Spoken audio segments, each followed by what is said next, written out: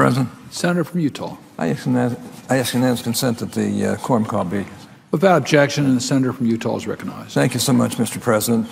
Today, I will introduce the Preserving Work Requirements for Welfare Programs Act of 2012.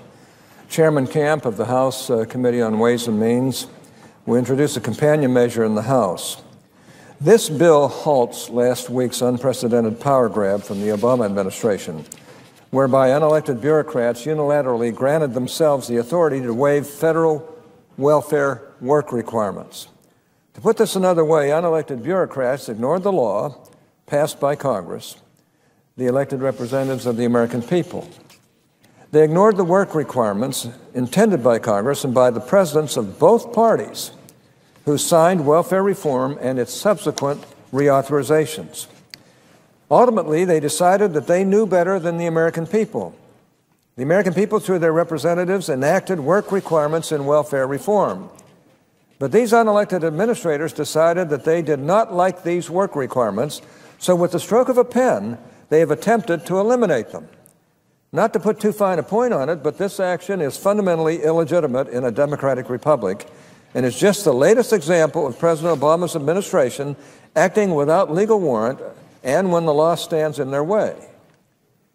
The Camp-Hatch bill, introduced today, is co-sponsored in the Senate by my friends and colleagues, Senators Grassley, Cowell, Crapo, Roberts, Enzi, Cornyn, Coburn, Thune, and Burr, all valuable and distinguished members of the Senate Finance Committee. This bill includes dispositive findings clearly demonstrating that the Obama administration acted outside the scope of the law and the clear intent of Congress.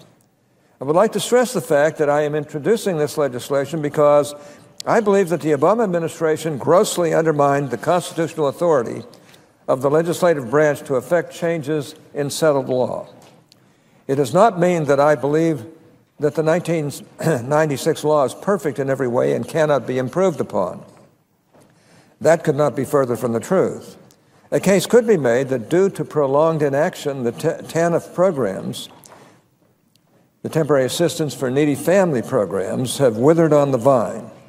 And now many states see TANF primarily as a funding stream rather than a welfare program.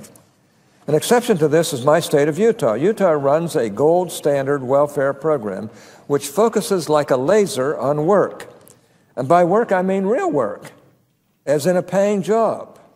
Work as most Americans define work, not work as defined in the Alice in Wonderland world of TANF, where running errands, smoking cessation, and bed rest count as work.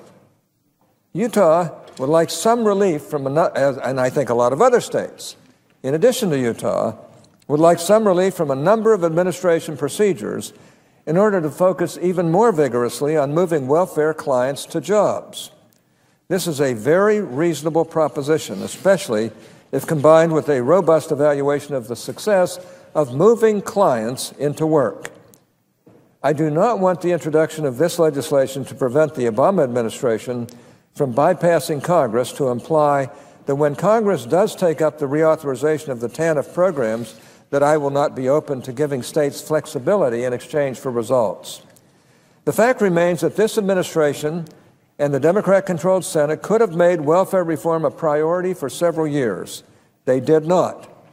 For the administration to be arguing now that the need to give states flexibility under TANF rules is so urgent that they need to bypass Congress right this very minute does not pass the laugh test. So, Mr. President, I'm going to do everything I can to stop the administration from going forward with its waiver scheme. Then we should roll up our sleeves and take a good, honest look at how welfare reform has been working for the past 16 years.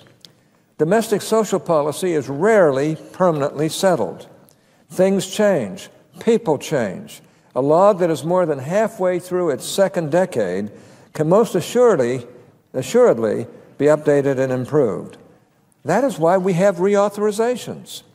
I do not view the Preserving Work Requirements for Welfare Programs Act of 2012 as the end of the debate on how best to get families out of poverty.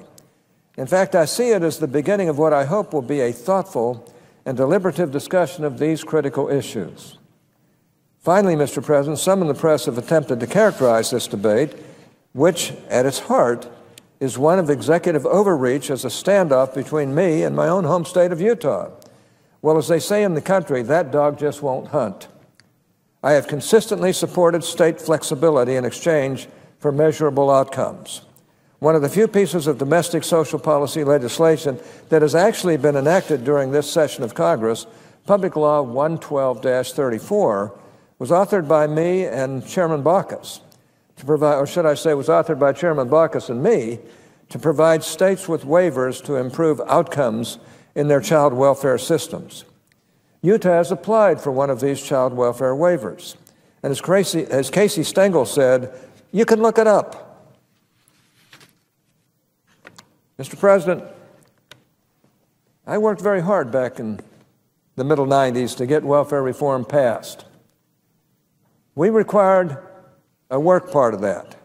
We said, we're going to help you folks. We're going to subsidize you. We're going to give you help monetarily and otherwise. But at the end of a certain period of time, you better have a job. And the work clauses of that bill have helped millions of people to get jobs and have the self-esteem that comes from working and supporting themselves. Now, to have this administration just unilaterally, without any congressional authorization, modify that work requirement is just plain wrong. Frankly, I will be for flexibility in the work requirement. I will be, but I don't consider bed rest work. And you can list 10 or 15 other things that the administration has been talking about that don't qualify for work either. So this is an important issue.